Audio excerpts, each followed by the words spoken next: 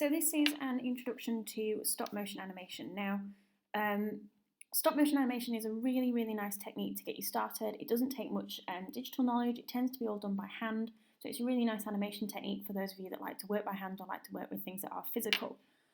If you've looked on my YouTube channel, there is a playlist for stop motion, and there are loads of different videos on there that show you lots of different examples of stop motion. Some of these using paper, some of these using objects, some of these doing something called claymation, so using plasticine, some of them using just sort of like everyday household stuff. Some really nice, clever examples on there, and those are really sort of achievable techniques. Obviously, you can use stop motion for more in-depth and advanced animation, so things like rotoscoping, which is drawing different frames over the top of each other. If you think of sort of like flip books and that sort of style, so each piece of paper is a different frame. Obviously, that's how sort of traditional like Disney movies were done.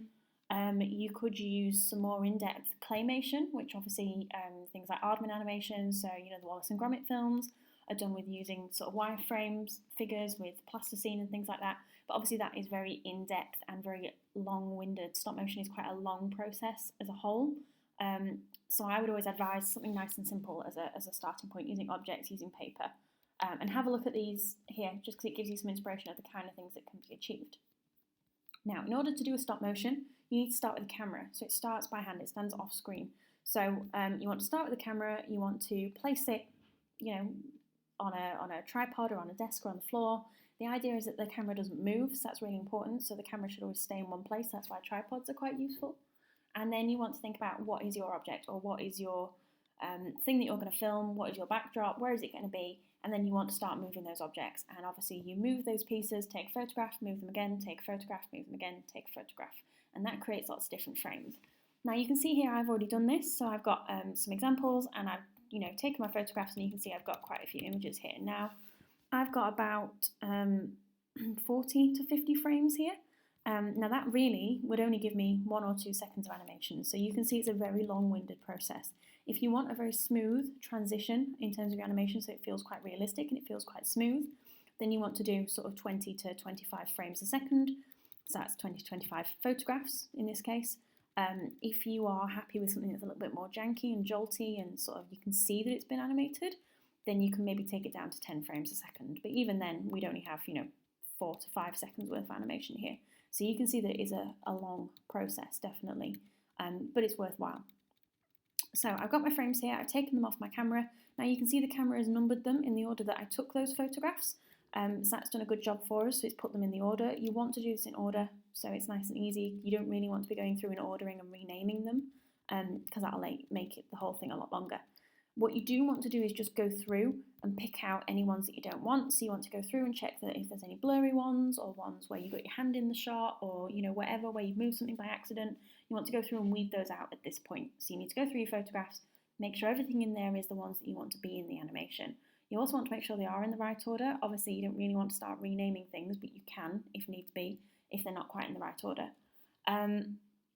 So what I'll do is I will take these once I'm happy with them. Obviously, you can sort of go through on this setting and sort of flick through them and just see how it's going to pan out. So you can see I've got my little Lego figure here. Lego is always a very popular option, and you can see how he moves. So I could go through and check that I'm happy with how that looks and what's going on.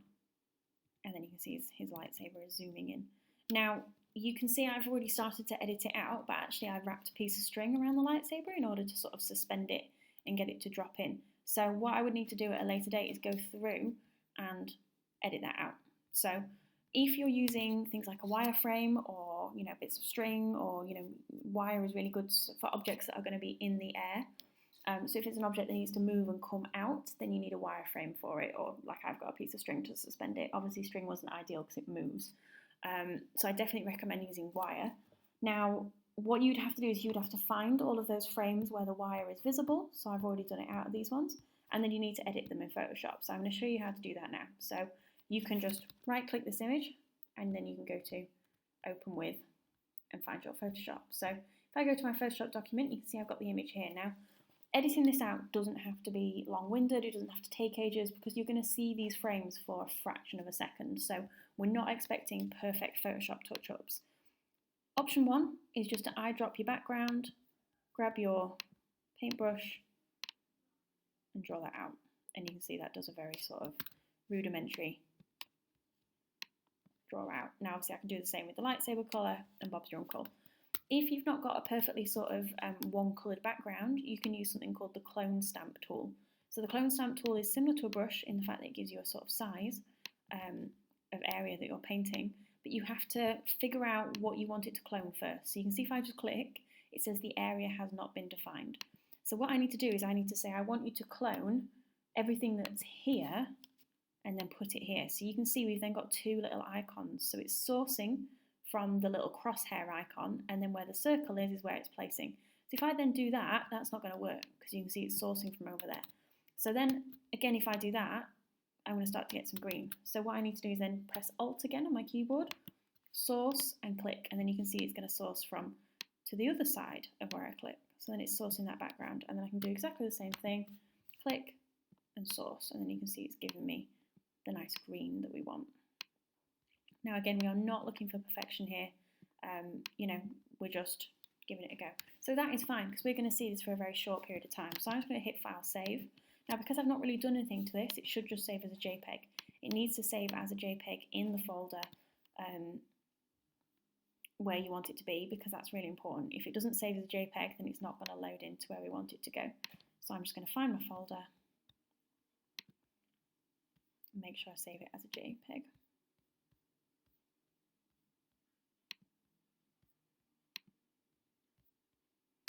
Now I don't want to change the name of this because that will change the order of where it goes, so I'm just going to click Save there. I'm going to replace it, so I want this to be the new version that goes in there, and that's done and dusted.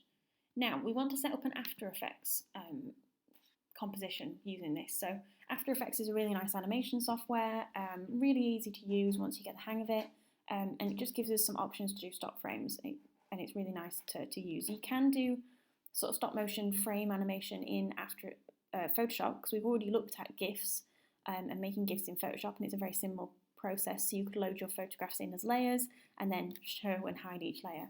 But that's a little bit more long-winded and it gives you a little bit less control, whereas After Effects is a little bit speedier. So when you load After Effects, you should see this sort of window. I'm going to go New Project, and then I'm going to go New Composition. I'm going to call it Stop Motion. I want to be on this setting, so HDTV 1080/25. Now this is really important.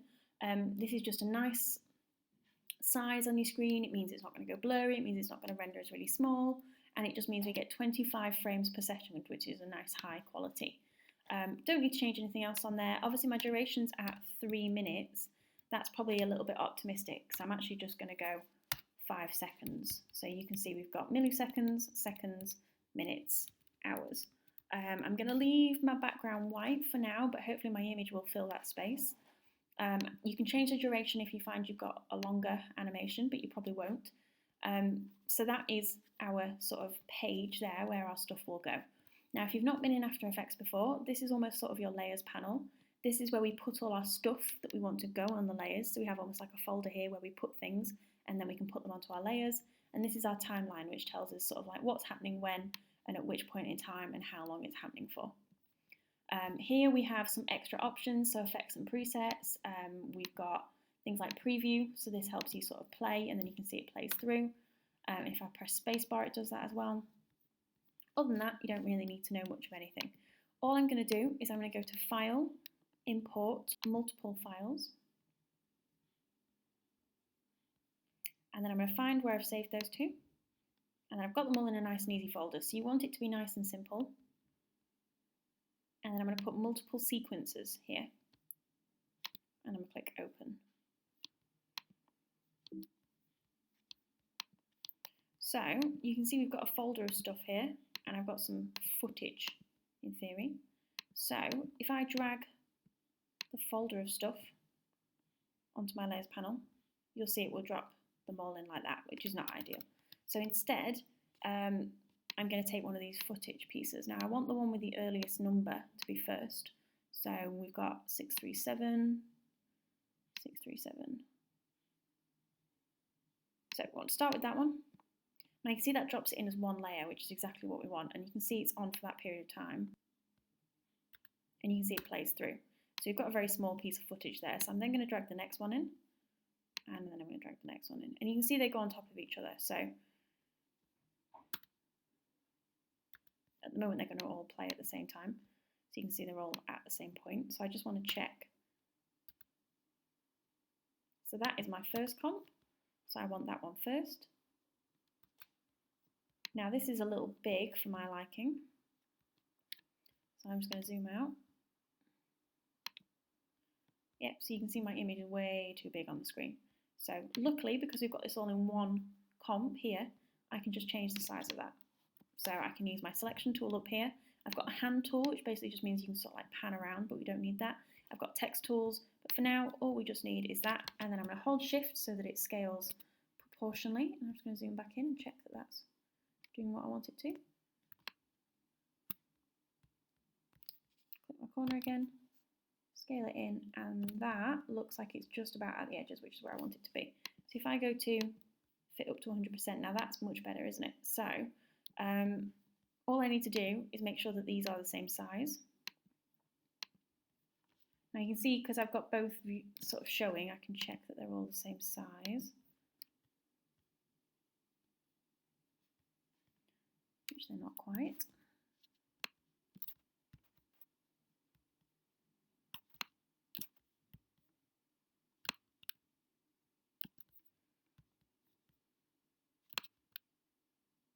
That's more like it. So hopefully if I hide those, they should all feel the same size, which they do. So now all I need to do is, you can see if I use my little mountain icon down here, I can see what I'm doing a bit better on this timeline. So I'm technically zooming into the time frames. Now I want that to come straight after that one, and then I want that to come straight after that one. So if I press play now, you can see it flicks through. Now it's loading here, so this green sort of strip means that it's sort of processing the information and loading it. So this is not the speed that it would play at. Hopefully when we play it through again in a minute, we'll see the actual speed that it's going to play at. Now you can see we've got some sort of motion blur going on because we were using that piece of string, so it means that the lightsaber was moving around, which meant the camera went a bit blurry. So just make sure you're sort of happy with what's going on in your frames, and make sure you're confident with what's happening. So you can see now it's playing through a lot faster, which is maybe a little bit too fast for my liking.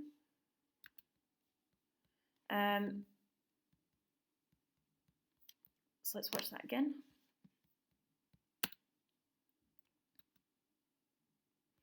So that shows us how fast it's going to play through. Now I feel that is a little bit too fast. It's quite smooth, but it's a little bit too fast for my liking. So what I can do is I can select these. I can go to layer, time, and time stretch. Now what that does is, if I do sort of 150, you can see it makes the sections bigger. So it goes, okay, I'm going to stretch them a bit further. Now 150 is maybe a little bit much. So if I just go back to time stretch. Now you can do this backwards. So I could go 50, and you can see it will scooch them a lot shorter. So it speeds up or slows down those layers basically. So I'm going to do layer, time stretch, and let's go 130. So this is definitely trial and error. It's just about playing around, but that is the basics of it. So the majority of the stop motion work does obviously happen in camera, in real life, you know, with the characters, with the object, whatever it is that you're working with. In terms of exporting it into After Effects, all you need to do is go to your file, import, multiple files, and then drag it in, and you can see I've got multiple little compositions there. And it just breaks it down into something more manageable. So I could probably go a little bit slower with that again, because you can see it's a little bit crazy towards the end. Now, if you've got a bit that you feel needs to be particularly slower, so if I just look at this small section here. Now, if I wanted to stretch that out for dramatic effect, I could just stretch that layer and make that specifically longer. So there's loads of things you can do. So you can think about the timing. You can split clips. So I could put my timer there and go, okay, well at that point I want that bit to be slower, so from there. So you can do split layer, and then you can see it breaks it, so I've now got two separate pieces. So I could then stretch that further, and then I could split it again and go, okay, by that point I want it to speed up again. So there's loads of things you can do in terms of your timings. Really that is the only important bit, is making sure the timings are nice and clear. and easy to view when you play it through. So that is the basics of it. There's another video on the channel about exporting. So once you get something that you're happy with and you've played it through a couple of times and you think it works, then you can export that video. Obviously, if you wanted to add sound, you would then need to do either a recording or you'd need to find some music or something and then include a video clip, and exactly the same, import it into there, drag it into your layers panel and pop it wherever you want. I can do another video on sound later on if you are really keen to make videos with sound, but that is the basics of how to do stop motion or how to import your stop motion photographs into After Effects and bring it all together.